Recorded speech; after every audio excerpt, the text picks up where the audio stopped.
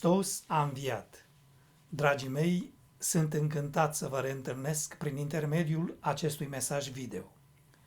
Ca fiecare dintre dumneavoastră, așa cum îmi imaginez, și eu care încerc să aprofundez în acest timp virtutea răbdării, încep să constat că timpul de izolare devine puțin cam lung. Astăzi aș dori să-mi exprim în mod special atașamentul față de cei care experimentează această stare de izolare de o manieră mult mai aplicată sau mai dureroasă.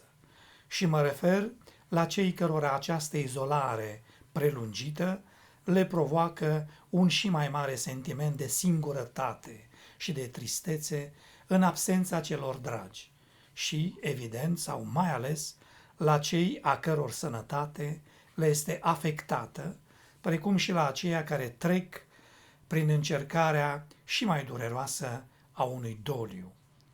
Moartea este întotdeauna dureroasă, dar atunci când nu îți poți nici măcar însoți pe patul morții sau pe ultimul drum pe cei dragi așa precum ți-ai fi dorit, acest lucru întărește și mai mult sentimentul de devastare a ființei tale. Ca întreaga lume și biserica noastră a fost surprinsă de această criză complet imprevizibilă și incredibilă. A trebuit să reacționăm foarte repede pentru a găsi soluțiile necesare ca totul să nu se oprească în loc. Deci, da, viața și activitatea noastră a fiecăruia și în același timp a bisericii a fost și continuă să fie complet bulversată.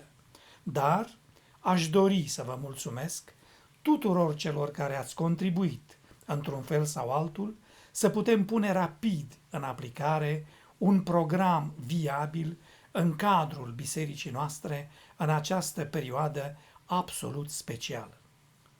Este vorba de slujbele bisericești regulate, urmărite pe Zoom, de grupul de rugăciune de la ora 22, de amenajarea unui colț de rugăciune, a unui mic altar în fiecare casă creștină, de participarea la slujba învierii online, chiar de aici, din fața acestui altar, de videoconferințele interactive din fiecare duminică seara, de comunicările și informările regulate pe WhatsApp, dar și de participarea copiilor la programele de catehism și la concursul Atelier de Creație pentru Copii, inițiat de Arhiepiscopia noastră. La acestea se adaugă, nu în ultimul rând, grupul de benevoli al tinerilor care au distribuit cu conștiinciozitate pungi cu Sfintele Paști, cu aghiazmă, cu lumânări pentru slujba învierii, cu un ou roșu, cu o felie de cozonac sau pască credincioșilor direct la domiciliu, în cutia de scrisori, în ajunul Sfintelor Paști.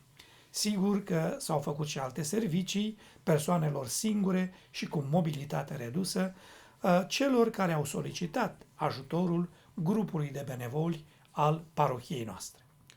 Toate acestea, dragii mei, sunt lucruri importante care s-au putut face și se fac încă în condiții de izolare la domiciliu și pentru care dăm slavă lui Dumnezeu și aducem mulțumiri atât părintelui nostru mitropolit Iosif, care le-a inițiat, cât și fiecăruia dintre dumneavoastră care ați făcut posibilă transpunerea lor în fapte.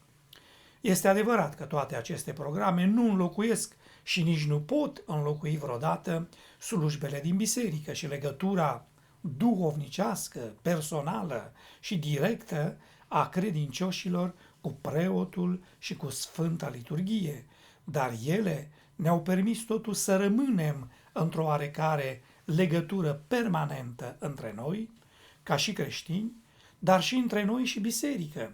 Și ele ne-au oferit posibilitatea de a da mai ales mărturie în aceste momente de încercare, de credința și de speranța noastră neîmpuținată în Dumnezeu. Acum va trebui să mai așteptăm puțin până ne vom reîntâlni din nou la slujbe, în sfintele noastre locașuri de rugăciune, să concelebrăm și să cântăm împreună.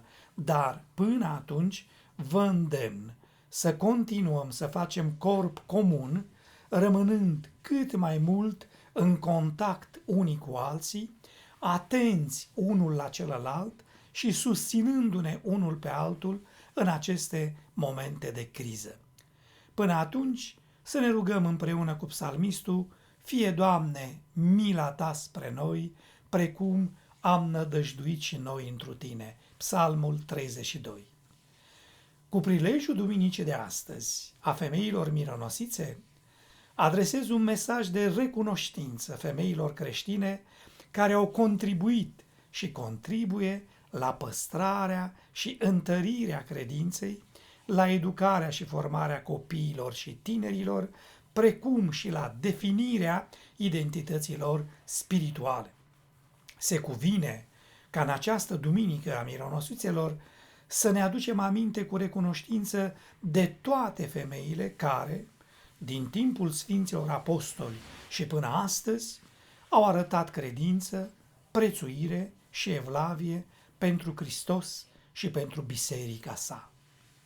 Prin evlavia, bunătatea, smerenia și înțelepciunea lor, femeile și în special mamele sunt o binecuvântare pentru familia creștină și pentru biserică, deoarece lumina bunătății sufletului părinților este un reper major în formarea caracterului copiilor și al tinerilor.